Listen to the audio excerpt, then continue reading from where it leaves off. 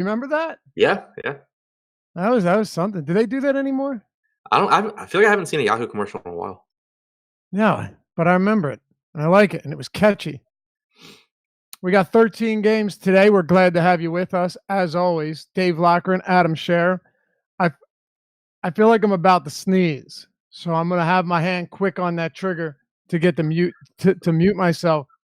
But you know that feeling where it's like it's up here, and you need to, but you can't force it. So it's like 5 minutes. All I feel like is I'm going to sneeze, and I Yeah, don't I hate sneeze. it. It sucks.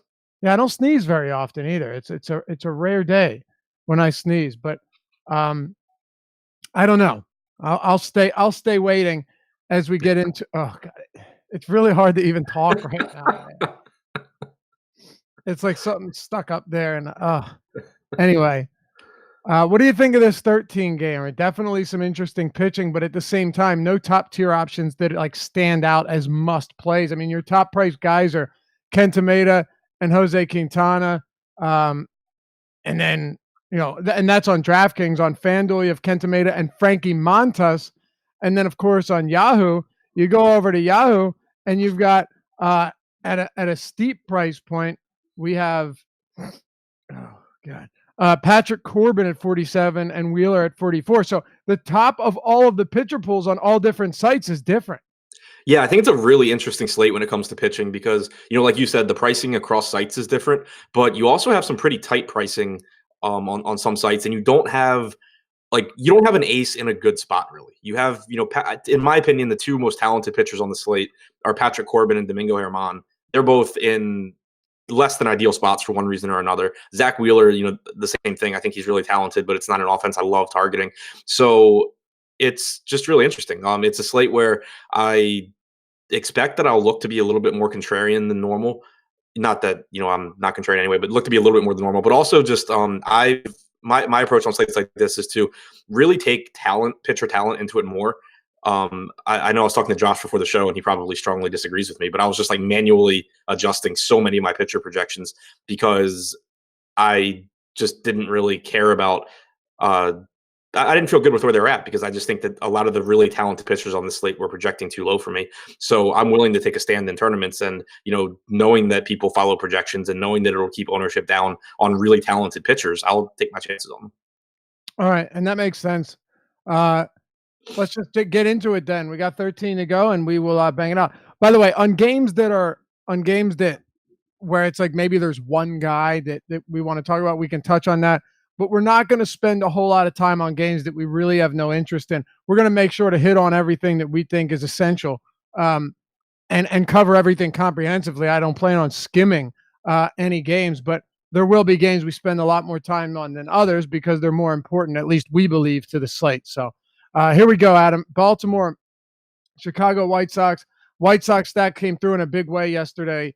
And I'd mentioned to Josh today, this morning during the strategy show, it wasn't Hess that got destroyed. I think he gave up 4 runs, but you've got an Orioles bullpen that is just unbelievably bad. I mean, this bullpen on almost every level is awful. You look at them this year. Where do they rank in xFIP? Oh, okay. They rank, bottom 3 in the league.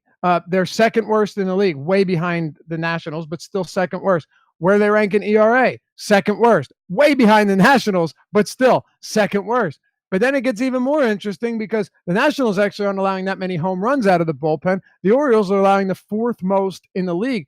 So you take Andrew Cashner, who doesn't get strikeouts, and then compound that problem for the Orioles by bringing in whoever's going to relieve him, more than likely going to be a below average reliever, making this matchup for the White Sox for the second day in a row a good one for 2 specific reasons. Yeah, I'm right there with you.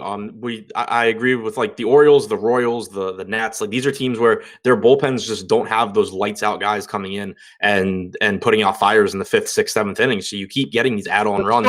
More fires. Right, exactly. It only gets better once the starter comes out, and it's just a really appealing spot here. For that reason, Cashner obviously not good. He doesn't miss bats. And the White Sox are one of those teams where they have power up and down their lineup. They also have a lot of strikeouts. And when you have a pitcher like Cashner that isn't going to get those strikeouts, things tend to go one way. And it's with balls getting hit really, really hard by guys like Yohan Moncada and Abreu and Tim Anderson. And then also something that I like about Chicago today is the lineup that they're running out and the stackability of it. You have Wellington Castillo batting fifth. That gives you a catcher option that is inexpensive and has power. You have Nicky Delmonico batting sixth, who is like $8 on Yahoo, $2,200 on FanDuel with third base eligibility for God knows what reason on DraftKings. It gives you, you have cheap guys there that fill out your stat positions, except for Abreu and Alonso, which is an issue on DraftKings and Yahoo. But it's just a team that I think is pretty easy to stack. They have some appealing price points. They have a lot of power. They are in a really good spot. I'm with you. And this team seemingly, from an ownership standpoint, at least earlier in the day, they weren't getting all that much. Checking now to see if we've got ourselves an update, because it does matter. Now, I think one thing is pretty certain on this slate, and I've said this a couple times over the past week or so. You can definitely go against the field, against the grain, with pitchers today. Like I feel pretty confident in that. I think you would agree that there are some pitchers here that should be more popular than they're likely going to be. There's not a single pitcher on the slate that I look at it and I'm just like, yep, I don't care how popular he is. I'm getting there. I don't know how he feels. Right. Exactly. Yeah. But now I am seeing like Moncada's ownership is coming up. Yesterday, he was seemingly ignored at a deep position. Abreu's up there. So there is going to be ownership here, but still a really nice stack. Any interest in Baltimore bats? And if not, we can talk about Ivan Nova. I know we're not on Cashner, but just your take on Baltimore bats and Ivan Nova. So with Nova, I don't hate him. I would actually want to roster him if there was like one or two more righties in this lineup. I do expect his strikeout numbers against righties to be better this year than they have been in the past because he is throwing a slider now in addition to his curveball, and he's getting swings and misses on it. But you have enough lefties in this lineup where I don't totally love it because we've seen for years that Nova doesn't get swings and misses from lefties, which brings me to my other point of I like Chris Davis at $2,700. He's really cheap. He still has power when he makes contact, and he should be able to hit the ball against Nova. And then also Rio Ruiz, if you just need a cheap guy with some power. He's pretty unknown, but he is the former highly regarded prospect. He's still not even 25 years old. He has a lot of raw power when he makes contact. So either of those guys, I think, as one-offs makes some sense. All right. And no real interest in Nova. No, not a lot. If you threw like one or two more righties in there, then I could get there. But Right. The fact that you get strikeouts from guys like Chris Davis and like Rio Ruiz, but the fact that he doesn't get swings and misses from lefties really scares me with those guys. No doubt about it. Yeah, and it's not exactly like he's protected in a good park either. Right. So that doesn't help. Let's talk about Arizona and Pittsburgh. Luke Weaver, Trevor Williams. Adam, Weaver's coming off a really solid start against Atlanta. 9 strikeouts and 5 scoreless innings. I mean, a brilliant performance by him, and 6 1/3, 2 earned runs with 8 Ks prior to that against San Diego. He is definitely flashing some upside as far as strikeouts go, but I think this is where we need to talk about where are the strikeouts going to be in this Pittsburgh lineup. As of now, looking at the implied totals for both teams here. Sorry, my computer's being slow today. Please forgive me. Hate when that happens. Yeah. 4 even for Arizona against Trevor Williams, and against Weaver, we have got it at 4.1. So there you have it. And then the Pirates lineup, looking at this lineup, you have Frazier, Cabrera. No real strikeouts with Cabrera. A couple got like Bell and Moran will strike out, but there aren't that many Ks here. Are there enough strikeouts at Weaver's price for you to say, yeah, I think I like him? And I will, by the way, make the disclaimer that Weaver's $30 even on Yahoo, which is cheap, right? He's basically the same price as Nova and Spencer Turnbull, but on DraftKings he's 8,100. And on FanDuel, Weaver's 7,400, also pretty cheap. But DraftKings is pretty pricey. Right. And I think Weaver's one of the guys that it'll come down to ownership for me because I do like the park. I'm not really scared of the Pirates offense, but there aren't a lot of strikeouts, like you said. Weaver's someone that normally I really hate to roster. I have never really thought he was that good, but I am a little bit interested after his last start. I'm really looking forward to seeing how this start goes. But I went back and if you look on Brooks Baseball, you actually can see that the vertical movement on his curveball had an extra like inch and a half, 2 inches of movement. Changeup was running more than it ever has. Arm side for him. Both of those are good things that lead normally to swings and misses. And overall this season, he does have a 21.7% swinging strike, or 21.5%, sorry, swinging strike percentage on his changeup to lefties, of which there are 7 in this lineup. So I think there's at least a path where maybe Weaver is improving and maybe he can get there. So if I can get him at low ownership and be overweight by having, 10, 15% or something like that, then, fine. But I don't love the price tag outside of Yahoo. I still don't love the matchup because it's so difficult to strike these guys out. And I still don't love that he's facing 7 lefties because even though he has a higher swinging strike percentage against them than righties this year, it takes a lot for me to actually believe that a pitcher is going to be better against guys with the opposite hand. So that's exactly where I'm at too. I mean, and it's hard for me to see it any other way. Like Brian Reynolds, I know he was projected to have, or at least I think you said the announcers had mentioned that he Ks a lot, but I think he'll be probably a league average strikeout guy. Adam Frazier, Melky Cabrera, you're not getting strikeouts there. You're not getting strikeouts against. Well, actually, I'll make it easier for you. The guys that you are getting strikeouts against are who? I mean, Trevor Williams. I guess Gong has this year he's striking out at 30%, but he's not even in the lineup though. Oh yeah, that's right. Right. So, right. Cole Tucker has 7 plate appearances against righty. Like who? Yeah, exactly. And yeah. So that's kind of enough for me. Right. Gong's not even in the lineup. You don't even have that. So, and Gregor Polanco's back, another guy that doesn't strike out. Right. Like he came back yesterday. The day before, yeah, exactly. Right. It's to me, I think, and look, hey, to be fair to Weaver, he racked up 9 Ks against the Braves. They don't strike out much either. But in baseball, history from a week ago is not always a predictor of the future. And that doesn't mean, he struck out 9 Braves, he's going to strike out 8 or 9 Pirates either. Right. Like I'm intrigued because of that last start and because it does look like maybe there were improvements on stuff. But especially where he's not priced down like he is on Yahoo, it's pretty tough for me to be like, oh yeah, he's suddenly this totally new pitcher and he's going to just strike out everyone he sees. I mean, if he does it again today, it'll definitely create put some more eyes on him because I know I am, and I know you're going to be watching him closely to see if this is something that he can sustain and against teams that don't swing and miss very often. What about Trevor Williams? Nothing really on either side for me. He's someone I don't like picking on, especially in this park. He's not someone that I'm going to at least, very often at an $8,300 price tag or really any price tag on this slate, unless I got him, really, really cheap somewhere, which I don't think. So would you say this game is pretty much a wash for you? Yep. All right. Let's talk about Toronto and San Francisco. A lot of discussion about this morning. You can go and of course, check out the strategy show. Josh and I had a wildly entertaining conversation about how ridiculous it is that Major League Baseball managers wear the exact same outfit and uniform as their players and what it would look like if basketball coaches and football coaches did the same. Yes, imagine that. Pretty fun towards the end of the show, but always tune into that. Adam's on Monday, Wednesday, Friday with Josh Engelman. I'm on Tuesday and Thursday. We get you set, a little foundational look at it game by game. And of course the early bird as well. That's the podcast we put out the night before, late, actually not even that late anymore, the night before the previous game. So we got you covered on all fronts. And of course, live before locks coming up next after us, taking you till 7:05 Eastern time. Toronto, San Francisco. Trent Thornton has been beat up in his last 2 starts. Totally understood.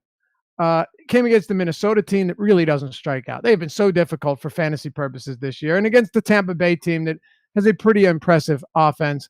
Austin Meadows was still in the lineup at the time. That said, I do like this spot for Trent Thornton. And we may be on different pages here. We'll get your opinion on it now.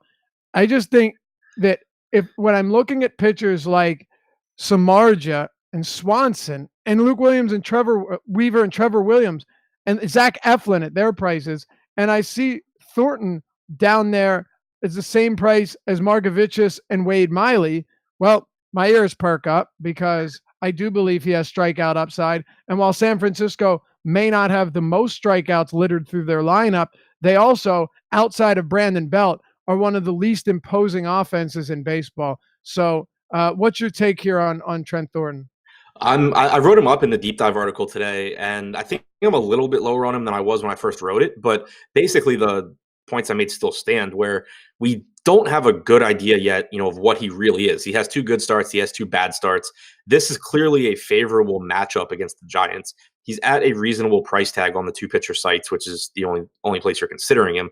And he's projected for virtually no ownership. So all those things, working in his favor. And it makes me interested because I don't think he's, much less likely to succeed than other guys priced around him. Like you said, Nick Margevicius, I don't think is as good as Thornton is, for example. He's also been lit up by lefties so far this year, though. And you do have a lefty heavy lineup with, Steven Duggar, Parra, Belt, Sandoval, Crawford, 5 of the top 7 hitters being left-handed, and then Joe Panic rounding out the lineup. So not the best left-handed hitters, but still guys that, can do some damage, and it is a positive park shift for him. So I have some mild tournament interest in him, but I also have some interest in San Francisco as a cheap stack that lets you get to a couple of the, expensive, more talented pitchers on the slate. Brandon Belt in particular is one of my favorite value plays on the entire slate. He's an actual really good hitter at a cheap price tag in a favorable spot in a favorable park. Yeah, I said the same thing earlier today. I do very much like Brandon Belt. There's no reason he should be that cheap, especially outside of Oracle Park. There's really no reason for that at all. And at the minor league level, AAA against lefties, Thornton was worse against them. He had a whip that was up around 1.5. It was below 1 against righties. So these are these are factors that come into play. It is kind of strange to me, though, because you're talking about a guy who has a very, very lovely curveball that should work against lefties, or at least you would expect it to. I don't know. He's throwing it only 20% of the time against lefties, cutter, and he's using a splitter as well, which should work. I guess, it all really comes down to how good are his pitches other than that curveball. And like you said, I don't think we've seen enough of him yet to get a really good idea of where he's at. He does have a good fastball and a good curveball, but what about his other stuff? And how is it going to work against lefties? I guess we'll find out. But right now you have an implied total of 4.2 for San Francisco. And for Toronto, it's at 4.4. Where do you stand on Samardzija and the Toronto bats on the other side of this game? I think I'm higher on the bats in this game than Vegas is. It's a nice park for hitters, and Samardzija, I just don't buy into the guy. I think that whatever is left in the tank for him will come out when he's at Oracle Park and probably nowhere else.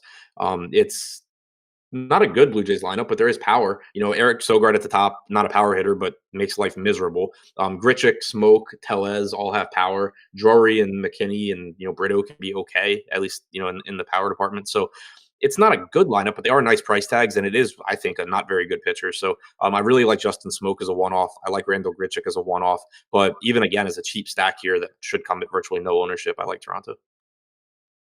Okay. Sounds good to me. Circling back quickly to Thornton here, what do you think? So when you look at his splits against lefties, do you think he should continue to be this bad against them? And by the way, San Francisco's playing in an AL interconference game, whatever they call them. I can't remember now. Interleague. Thank you. Same thing, right? Yeah. It's really not. I mean, there's leagues and not conferences. Yeah, same idea. Yeah. You get the point. You have 1, 2, 3, 4, 5, 6 lefties here. Your lefties are Duggar, Parra, Belt, Sandoval, Crawford, and Panic. So they're not super scary, but do you think these splits against lefties hold up throughout the year? I don't think that they're this bad. I mean, he's allowed a 420 WOBA and a 385 ISO. that would be pretty. He's not going to stay in the majors if they were that bad. But I do expect him, at least based on what we've seen so far, to be worse against lefties because, you can say what you want about the spin rate on the curveball, but it's not really getting a ton of swings and misses. He Right, has it's not. 13.9% swinging strike percentage. It's getting blasted, a 429 ISO so far. His slider, has a 14% swinging strike percentage, which isn't great for a slider, and his changeup is sub 10%. So he hasn't shown yet the ability to really get swings and misses on any of his stuff to lefties. By comparison, his curveball has a 19.6% swinging strike rate to righties. So that concerns me when you look at that stuff and try and project him going forward. All right. Sounds good to me. Let's move on then. We've got Boston, we've got Detroit, Spencer Turnbull, and Hector Velasquez. Of course, not only did Chris Sale not pitch yesterday because of the postponement, but he ended up pitching the first game of the doubleheader. I didn't play the showdown, but I'm checking now to see how he did. Did that start? What's that? He crushed. Okay. He had at least 10 strikeouts in 5 innings. That was the last update I saw. Yeah. So, well, at least I can feel good about the fact that we would have been right about that. But so would 60% of the field. So it doesn't really matter. 5 innings, 2 runs, 10 Ks. And they lost 7-4. The bullpen collapsed, and Brewer gave up 3 runs. Pointer gave up a run. Whew. Been a rocky start for the 9-14 Red Sox. Anyway, let's keep it going. Velasquez, not a high strikeout righty whatsoever. Turnbull has shown flashes, but he's going up against a Boston team that, while they again have struggled this season, still are not exactly the matchup you're looking for. Not to mention, if you look at the lineup they rolled out earlier, Benintendi, Betts, Martinez, Bogarts, Pierce, Chavez, Vasquez, Lynn, and Leon. You still have Benintendi, you still have Betts, you still have Martinez, you have Moreland, Bogarts, Devers. So, I mean, this is a better lineup than they rolled out on the first game. Yeah, when I wrote the article today, it was tough because I had no idea what kind of lineup we were going to get from Boston. And so I was kind of holding out judgment to see if we got, some terrible second game lineup or not. And this is a good one. Looking at our projected ownership, we have Mookie Betts projected highly, but then, JD drops like 10%, Bogarts at 4, Moreland at 1. And it makes sense to me because you're talking about a slate that has cores. So I don't like picking on Spencer Turnbull because I think he is pretty good. He really hasn't struggled at all so far since coming up last season. He's allowed a .07 expected ISO to righties, a 235 expected WOBA. He's been pretty good. But again, it is a small sample size, and this is a team that's just loaded with good hitters at, for the most part, pretty low ownership. And on top of that, you have a Detroit bullpen that you can get to. So I do like Boston as a stack here because they'll just be, you talk about like Washington here, who clearly they're in a good spot in cores, but you have guys from Washington projected for 30% ownership. And then you can just get these Boston bats at sub 10% on most of them, or around 10% on the good ones. I think that it's pretty appealing. Yeah, I'm with you here. Right now, when you look at their total for this one, it is at 5.2. It's the second highest on the slate. You've got it at Fenway Park, clearly a righty-friendly venue, and you're looking at. I'm pretty sure the temperatures here are not going to be great for hitter purposes. But let me just check again to make sure. 50. What's that? I'm seeing like 50 degrees. Yeah, 50 degrees. So, I mean, could definitely be better. Not sure it's a huge concern. What about Velasquez in Detroit? Not a lot on either side there. Velasquez, not enough strikeout upside for me to really want to get there, I don't think, but not really good hitters in the Detroit lineup. And Fenway doesn't play as good for left-handed power as it does for right-handed power, so not a whole lot from either side. And I think Velasquez is decent. Right. I want to talk Tampa Bay and Kansas City here.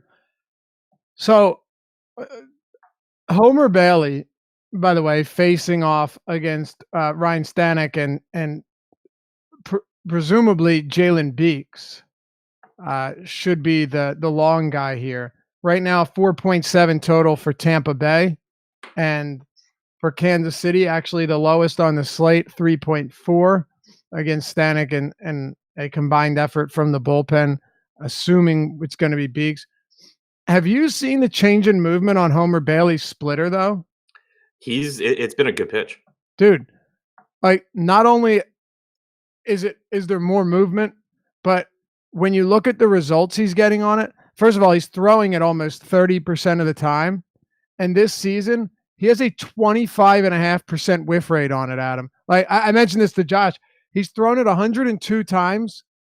His raw whiff count is 26. Like that is an elite mark on any pitch for any pitcher. I'm not saying it's going to stay this way, but it has looked very good. And I've been very impressed with the pitch. So, yeah, I think it's actually a very good pitch. Yeah, so do I. And I mentioned in the article today that his expected numbers to lefties, like he gave up 1.96 homers to lefties since the start of last year. But this year he's allowed an expected ISO of 107, an expected WOBA of 241. And that's in large part because of that splitter that has a 26.7% swinging strike rate to them. I'm not sold that he suddenly isn't home run prone, but this is a park that downplays power. And there are strikeouts in this lineup. So on a slate where pitching is wide open, Bailey, I prefer Bailey to Nova. I prefer Bailey to Velasquez. I prefer him to really anyone in that price range. Yeah, me too. I know it sounds crazy. People are probably shaking their heads at us right now, but I don't know what to tell you. His splitter, ground balls per ball in play, 64% on the splitter. The other pitches that he uses pretty frequently, the curveball, the slider, and of course the four-seamer. So you get 64% on the splitter. That's great. 50% on the curveball. It's the slider and particularly the fastball that gives up a lot of fly balls. But his off-speed stuff has been getting a ton of ground balls. I don't know. Yeah, the fastball is concerning too because his velocity has been dropping over his last couple of starts. Has it significantly? His first start he was averaging like 94 miles an hour. Last start he averaged 91.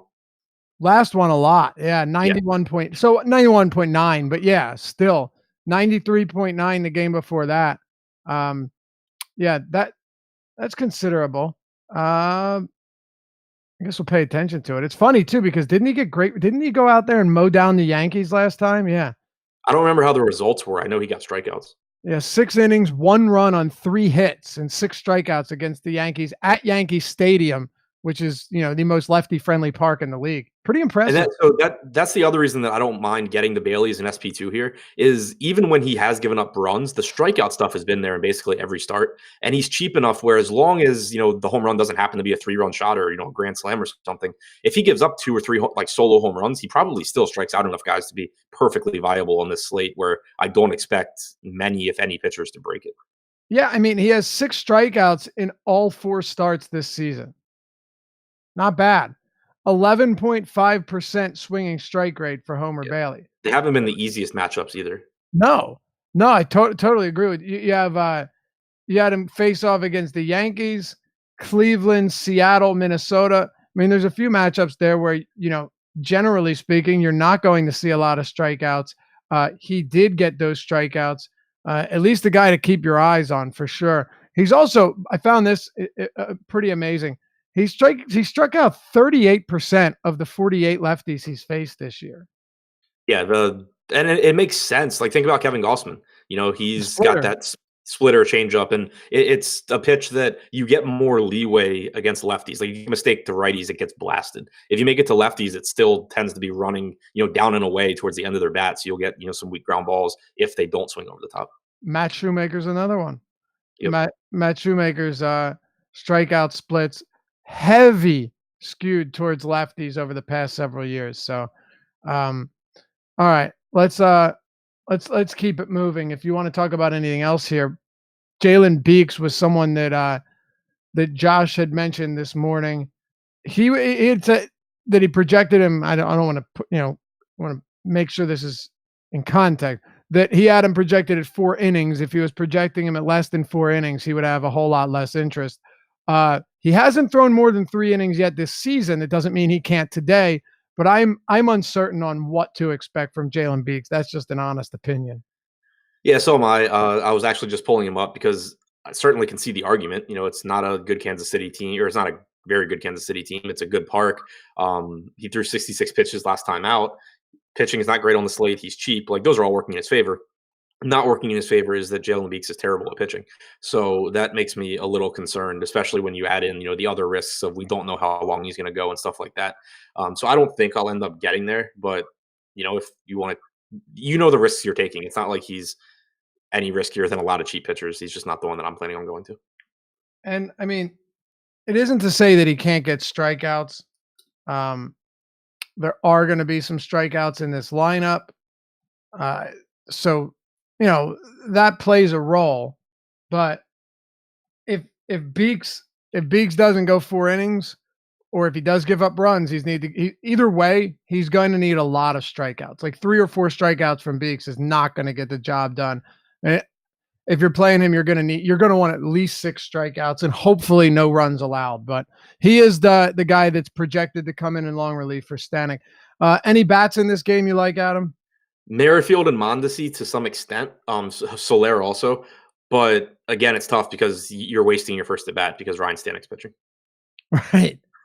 He went 2 innings the other day. Yeah. So here's something I pulled it up because I was going from memory and I wanted to double check it. But Kansas City has a lot of lefties in their lineup, which could be good for Beeks. But it's worth pointing out that if you look at the stuff he's thrown in the majors so far, the only pitch that he really gets like a ton of swings and misses on is his changeup, which he throws 25% of the time to righties. He throws 8% of the time to lefties. So against lefties so far, a 9.7% swinging strike percentage. Against righties, 12.9%. So while I don't expect the lefties to go out there and light Beeks up, I'm not sure that it's actually good for his strikeout numbers. And there's only 3 of them. Oh yeah, you're right. I don't know. It must be because they were grouped together. I looked and was like, what is this? Right. Yeah. Which is kind of weird for lineup construction to have 3 of 4 guys in the middle of the lineup, all lefties. But I guess what are you going to do? Yeah. All right, let's keep it going here, man. Let's talk about the Mets and we'll talk about the Phillies. Zach Eflin, Zach Wheeler. Both Zach spell it differently. Zach Wheeler has a 4.0 run total against him for the Phillies. And Eflin is at 4.6 here at Citi Field. Temperatures ranging from 63 to 60 degrees in New York. I actually do have some interest in Wheeler. And one of the reasons for this is I mentioned this to Josh that I think Gene Segura plays an integral role in kind of holding this offense together. He doesn't strike out. He gets on base in a variety of ways. He has speed. The way it's constructed now makes that a little bit more difficult. So, Roman Quinn has been an automatic strikeout. Phil Gosselin's not exactly a guy you worry about. Now, there are some bats here that aren't going to strike out much. And as we both talk about, you mentioned it yesterday, we say it all the time, this team will make you work, but they've looked lost at the plate lately. And I don't really know how much to make of that, but I do think having no Gene Segura batting behind McCutchen has made a difference and a change for the negative. Right, and the price tags on Wheeler are really nice as well. Really nice, yeah. Yeah, it's just like I don't like taking guys against Philly all that much, but the price tag I think is just too good to ignore, especially in cash. What about on Yahoo, Adam? He's 44. Corbin is 47. So Wheeler's the second most expensive pitcher. Kenta Maeda's 39. And then you've got a bunch of guys further down. Domingo Roman's 31 on Yahoo, so that's one pitcher that would be in every single lineup. So yeah. I think Wheeler's tougher to get to on Yahoo. Yeah, definitely tougher to get to on Yahoo because he's expensive relative to Herman, who is the other pitcher I really like today. Right. Sorry, go ahead. Yeah, so on DraftKings and FanDuel, really, really reasonably priced. I'm playing Wheeler in cash at the very least because I do think he's just underpriced. I do think there are strikeouts at the bottom of the order, and he's good. I mean, he's got really good stuff. He's good at limiting damage against him from both sides of the plate. So I'm fine getting there. Where I kind of hesitate is that he's projected to be the highest owned player on DraftKings right now at 42%. I don't think he's crazy. Yeah, I don't think he's that much better than the field. No, you're right. That's wild. I did not think he was projected to be that. I mean, not only is he projected to be the highest owned player, but if you take pitchers, he's projected to be the highest owned pitcher with twice as much ownership, double the ownership of the next highest owned pitcher. Right. It's pretty crazy, I think. I think he projects the best, but I just don't think it's by a wide enough margin for me to want to be Sure. really getting there, especially when you have an offense in Philly that is good. You can really easily, like, you're not giving up a lot by being like, okay, I'm just going to stack Philly instead. And if they do what these Philly bats are capable of doing, half the field just died, and I'm just like raking in money. So I'd rather be overweight on Philly, underweight on a 40% owned Zach Wheeler, even though I do think he's like the best or one of the best point per dollar What about projections. cash? Yeah, I'm playing him in cash. Okay. Just so we can draw that Yep. difference there. Zach Eflin on the other side, Adam, on Yahoo, Eflin is $33. I think it's a fair price. I have no real interest in rostering him, but I think it's fair. On FanDuel, you're getting Zach Eflin coming in at 76. All right, perfectly fine. No problem with that. Fair price. Not much interest, but fair. Zach Eflin on DraftKings is $9,400. He is the third highest expensive pitcher, or third most expensive pitcher, and $1,500 more than Zach Wheeler. Whew. Yeah. I don't see myself getting there. I don't think I'll get above like 9K for pitching much on this slate. And if I do, I don't think it'll be for Eflin. There are some, pretty good lefties in this lineup. You have Robinson Cano back in there. Nimmo's healthy. Conforto's in there. McNeil's a tough out. It's just not the kind of lineup that I really want to be taking Zach Eflin against, because he gets a lot of swings and misses to righties. He does not get as many to lefties, and he gives up some power to lefties. So I'd rather be going to guys like Nimmo and Conforto and Cano than rostering Zach Eflin. All right. And as hitters here, to your point, I just want to mention the projected ownership on DraftKings specifically because of Wheeler's price point, where we have these guys at. McCutchen, we have at 0.1%. Real Muto at 4%. Bryce Harper at 6%, the highest projected owned. Rhys Hoskins at 0.9%. And Maikel Franco, who has been fantastic this season and is once again batting fifth at 0.1%. So, I mean, these guys are all expected to be virtually unowned across the board. Cesar Hernandez, sub 1% ownership as well. It does go to your point for sure, given Wheeler's ridiculous projected ownership. Yeah, and they're cheap. Right. Yeah, it's a good point. Absolutely. Any Mets bats? Yeah, the lefty power bats, Nimmo, Conforto, Cano. All right. Let's keep it going here. We'll talk about St. Louis and Milwaukee. Daniel Ponce de Leon. I actually have some interest here. Price is up a little bit, but on Yahoo, he's actually a lot cheaper. I know you won't be there because you really, really like Herman and they're the same price. So I get that. No interest in Davies whatsoever. But I don't think Ponce de Leon has awful stuff at all. He is someone that can get strikeouts, and just shy of a K per nine, or sorry, a K per nine would be bad. Just shy of a K per inning last year in AAA. He was phenomenal. 33 innings in the major league. He had 12.6% swinging strike rate. And as I mentioned yesterday, I said Flaherty's got 10K upside. He might give up some runs, but he's got 10K upside. He gave up some runs. He also had 10 strikeouts and had a pretty decent performance. He's not Ponce de Leon. I'm not saying that either.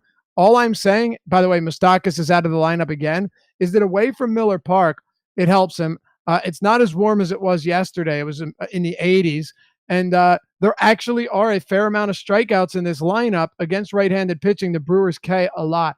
I don't think it's crazy. I also like the Brewers, though. So I'm on both sides of this one. And I like, of course, St. Louis bats to some extent.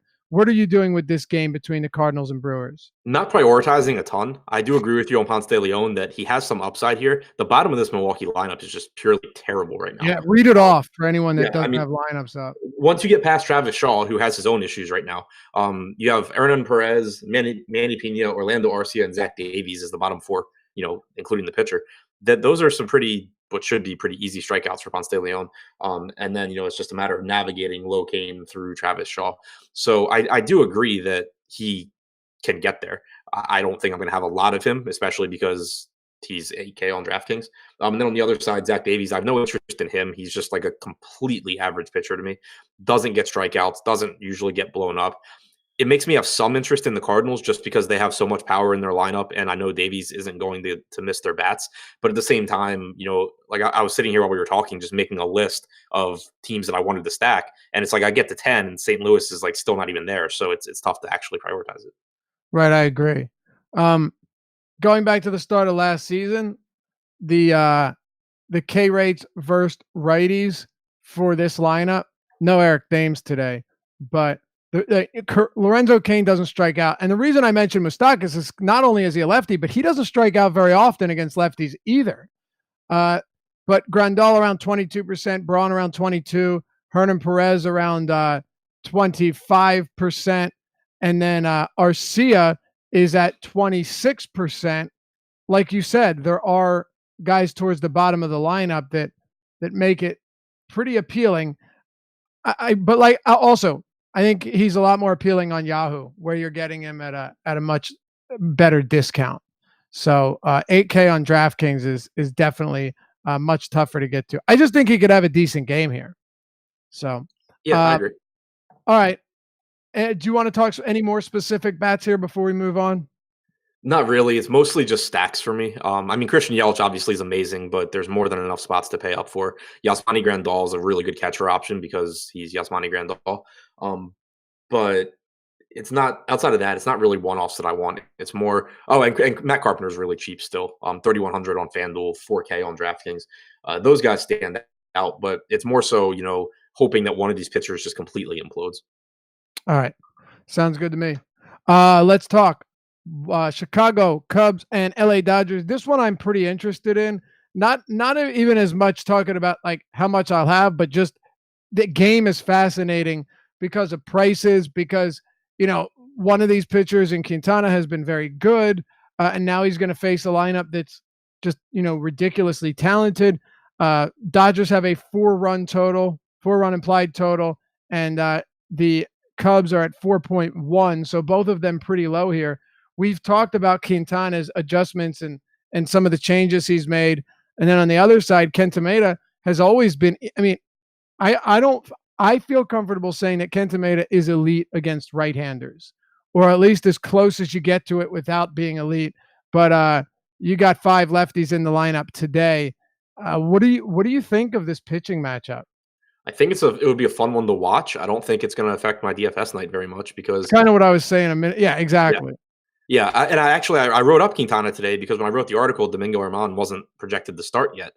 And I, wrote about how Quintana has been getting a lot more swings and misses, and I'm not entirely sure it's sustainable, but he has at the very least like moved alongside the rubber and has a completely different release point than he used to, and he's getting swings and misses. So there's at least some reason to think that he might be a good, DFS pitcher, but it is a difficult matchup. And now, you get him at, you have another pitcher at the top that has a lot of talent that I can get to that isn't facing the Dodgers. So I don't see really getting there. I don't see myself getting to much Kenta Maeda, but I don't see myself getting to the bats either.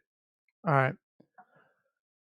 What about, so not getting to the hitters, I want to ask about, Kike Hernandez leading off, Justin Turner, AJ Pollock. I don't know if this stuff with Quintana is real, but what I do know are a couple of things. That Kike Hernandez and Turner and Pollock are really tough outs for lefties. I mean, really tough outs. And they're not going to K all that much. Do you have interest in Dodger bats against Quintana? And for what it's worth, Wrigley Field is 51 degrees at first pitch. No real wind affecting the game. So I do agree with your point there, and also the price tags are really nice. I talked about wanting at pitcher today to kind of just ignore matchups and get as much talent as I can. And if you apply that to hitters, the Dodgers are one of the teams that would stand out because it's not a great matchup, but you very rarely are going to see like a $3,600 Pollock, a $3,600 Turner, 4K Corey Seager. So from that aspect, I think that they are a good tournament stack. It's just that I still have so many stacks ahead of them that either leverage against a popular pitcher and that I like, or that are just in better spots. It's still really tough for me to get to a whole lot of Dodgers. All right. Yeah, I'm with you. I'm really curious to see what happens for Quintana here. It's a really tough matchup. I mean, if he could get through this one and do it well, like unscathed, I'll be impressed. I'm sure he'll care. All right. Minnesota and Houston, Michael Pineda and Wade Miley.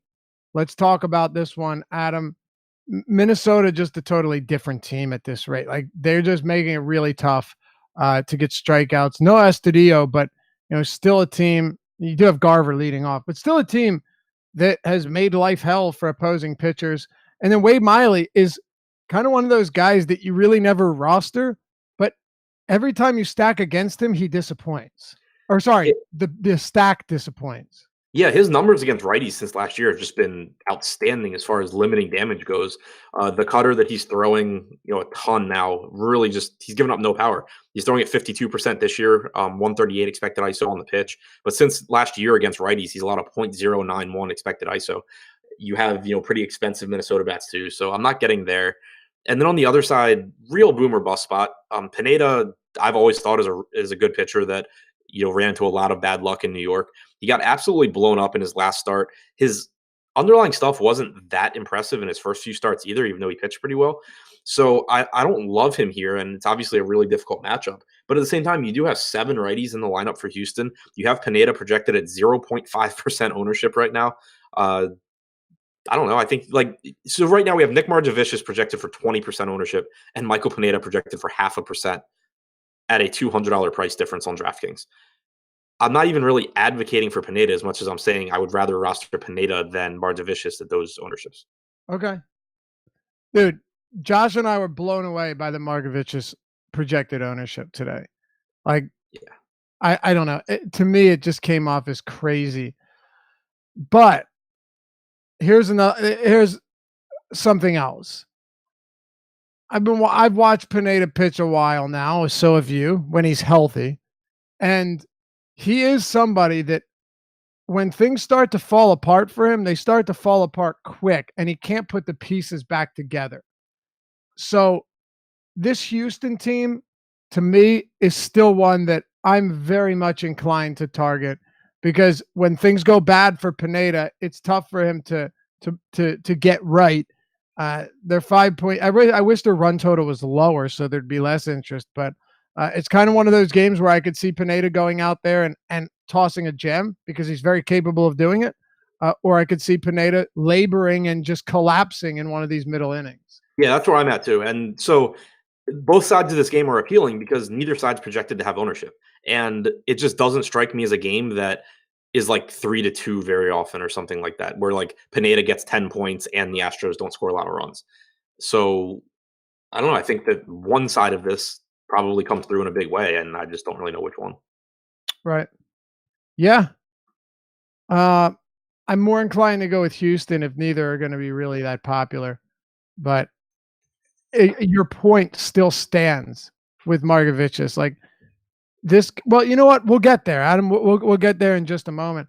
Before we do, just want to let you know, each sponsor of the Deeper Dive, our friends over at yahoo.com. I'm going to drop a link into the chat. Use that when you sign up and use the promo code AWESEMO. You get up to $30 in Yahoo Sports rewards points. That's YSRPs, as I like to call them. And there's really no reason not to head over there and check it out, especially if you're not big into the MME scene. You've got 10 entry max, not high management fees, sometimes none. And essentially, Josh said he had a great day over there yesterday. He said he's getting more familiar with it. It's one of those sites, Adam, when you do put the time into it, you're not going up against someone that's playing 150. So it's a great site to have, aside from sites like DraftKings and FanDuel for people that don't want to, run 150 lineups every single night. Yep. Outside of very specific people, I think it's the first place you should be spending your money pretty much every night. All right. Yeah, I just dropped the link in chat. So if you haven't signed up on awesemo.com yet, haven't checked it out, you can do that with that link and hop on into the $15K guaranteed, MLB guaranteed 2K to first over there, $15 entry. All right, let's keep it going. Anything else from this game you want to discuss? I think we touched on all of it. Yeah, I think that's pretty much it. No idea what's going to happen. I think there's going to be a lot of points on one side. All right, Colorado and Washington, Patrick Corbin, Chad Bettis. I'll just ask you what your thoughts are on Corbin, knowing that he's got a very good slider here, and it is at Coors Field, but might be the type of pitcher that can mitigate that. I really was waiting to see what ownership looked like here, and we have Corbin projected on DraftKings right now as the second highest owned pitcher behind Zach Wheeler at 21%. I don't think that's too high. Like I think I probably get there or maybe a little bit higher, but I it scares me. Like I'm gonna have more Herman at no ownership than Corbin. I think the lineup for Colorado makes me really interested in Corbin because for one, you have three lefties in there with Blackman, McMahon, and Tapia. McMahon we know will strike out, but you also get strikeouts from Trevor Story, even though he's incredibly dangerous. Strikeouts from Mark Reynolds, strikeouts from Desmond, Drew Butera over Tony Walters. While Walters is an awful hitter, Butera's not great either, and he'll strike out. There are strikeouts in this lineup, and Corbin is an extreme slider guy. So Dan and I talked about it on the Early Bird podcast this morning. It's not that slider guys in cores aren't still worse because they're in cores. It's just Right. that pitch doesn't lose effectiveness to the same degree that some other pitches do. Right. Exactly. So, it's still a really scary spot, but his price tag is down enough to where I think it basically covers all the risks. So I do like Corbin here. I think that he's the most talented or the second most talented pitcher on the slate. All right. How about bats? I'm assuming you don't have any interest in Bettis. It's Jeff Hoffman. Oh, that's right. I'm sorry. Yeah, I for some reason I was still thought it was, even though we talked about it being Hoffman this morning. Yeah, Jeff Hoffman is scheduled to make this start. My apologies, and he's being recalled from AAA, or has already been recalled to make a start with a night or on a night where the highest implied total goes to Washington at 5.4. It's actually surprised it wasn't higher, given that they were, I think, at 5.5 yesterday against Tyler Anderson. Let's talk about hitters, Adam. So, Washington clearly is like the top stack, I guess, and if you're ignoring ownership. Hoffman has never really put it together at the major league level yet. He's a fastball curveball guy, which doesn't play well in cores. And Washington is, affordably priced. They have good hitters. You don't need me to tell you that it's a good spot. Juan Soto at 5K is phenomenal. Ryan Zimmerman's a really good play. But the ownership projections we have for them right now, we're talking about a slate with 26 offenses on it, and we have Anthony Rendon projected for 30% ownership, Juan Soto for 28, Adam Eaton and Yan Gomes at 20. I don't know. If the Nats are actually the highest scoring team out of 26, then I'm cool with just losing on the slate. But I think there's a bigger edge in these large field tournaments to being overweight on a lot of teams that aren't 30% owned, so you're not competing against 15,000 Nat stacks. Right. Yeah, and you want to go Washington, by all means, go Washington. No one's going to fault you for that, but definitely going to be the highest owned team, no question. Do you have now? When you look at Patrick Corbin, he's still very good, but and sorry, Trevor Story batting second today, Arenado batting third, Reynolds 4, Desmond 6. You have not including Hoffman, you have 5 righties in the lineup. Do you have interest in Colorado? Yes, because Trevor Story and Nolan Arenado are still ridiculously good. Yeah. For 2, Patrick Corbin's projected to be highly owned relative to other pitchers on the slate, so you get leverage, which I think is really important in large field tournaments.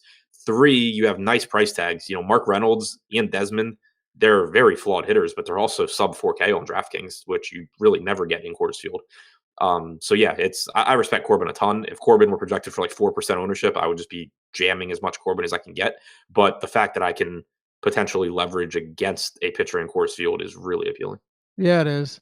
And Trevor Story and Arenado, they're expensive, but they're not outrageously expensive, going up against Corbin. All right, 3 to go here.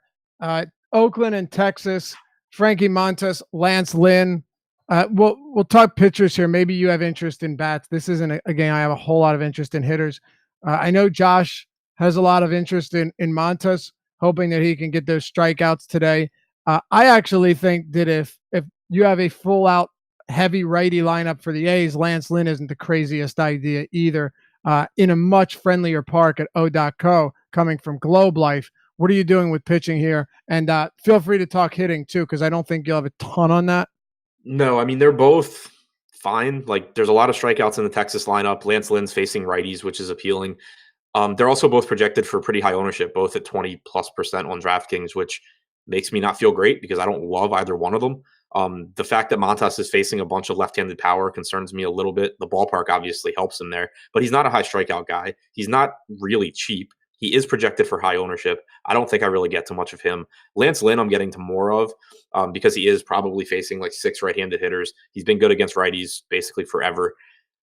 It's still not a spot where I feel like, I want to be getting tons more than the field. And I really don't mind leveraging against him because I think that he can, get blown up. But for the most part, this is a game where I would be more interested in the pitching than the hitting. But when you look at ownership, I think I'll end up probably like even with the field on Lynn and probably below the field on Montes. All right. Do you like any hitters here? I had trouble. I mean, Gallo, you could always make an argument for, but no one stands out to me in this game. Yeah, I mean, Joey Gallo. All right.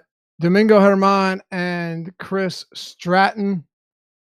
What do you think here between the Yankees and the Angels? Angels finally with a pretty low total. Surprised to see that. 4.3 for the New York Yankees. For the Angels, it is at I lost it. Oh, here it is. No, it isn't. 4.3? Yeah, 4.3, I think. So not crazy for either. I know in our premium Slack chat, you had mentioned that Domingo Germán is a guy that you have a lot of interest in today.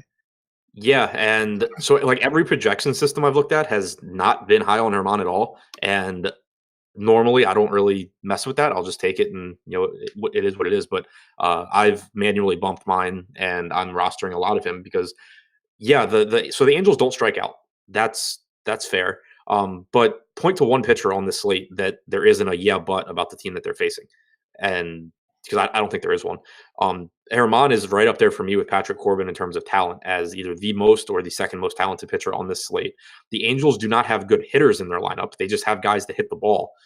So that's not really concerning to me. It's not like we're talking about him being, at a $10,000 or $11,000 price tag. He's $31 on Yahoo, which is egregious. He's $9K on DraftKings, which I love. And on FanDuel, I think that Wheeler is the better play out of the two on the single pitcher site. But, again, he's going to be really, really low owned and he's not overpriced. So I think at worst, you get him probably just pitching 6 or 7 innings and being good.